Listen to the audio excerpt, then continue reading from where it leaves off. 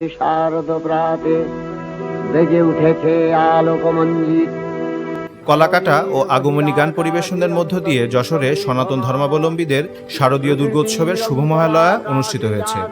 বুধবার সকালে চাষড়া বর্মনপাড়া গ্রাম উন্নয়ন কমিটির আয়োজনে মহালয়া উপলক্ষে এ অনুষ্ঠানের আয়োজন করা হয়।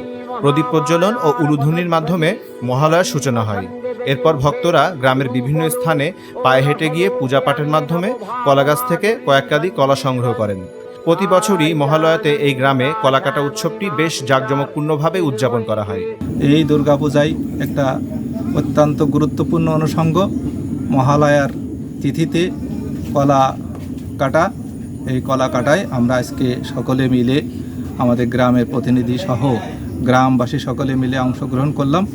আমাদের এই দীর্ঘদিনের আমাদের এই যে আমরা মহালয়াতে এই কলা কেটে আমাদের মায়ের উদ্দেশ্যে ভোগ নিবেদন। গ্রাম উন্নয়ন কমিটির সাধারণ সম্পাদক তাপস সরকার বলেন, শারদীয় দুর্গাপূজার একটি গুরুত্বপূর্ণ অনুষঙ্গ মহালয়ার তিথিতে কলাকাটা অনুষ্ঠান। আমরা দীর্ঘদিন ধরে মহালয়ার এই উৎসবটি উদযাপন করে আসছি। এই দিন কলা কেটে মায়ের উদ্দেশ্যে ভোগ নিবেদন করা হয়। অনুষ্ঠানে উপস্থিত ছিলেন চাষড়া বর্মনপাড়া গ্রাম উন্নয়ন কমিটির সভাপতি আনন্দমোহন বর্মন, সাধারণ সম্পাদক তাপস কুমার সরকার, সাবেক সভাপতি শিমুল বর্মন, নবদিগন্ত যুব সংঘের সাধারণ সম্পাদক শুভ বর্মন, সহসভাপতি দীপঙ্কর বর্মন সহ গ্রামের শতাধিক ভক্তবৃন্দ।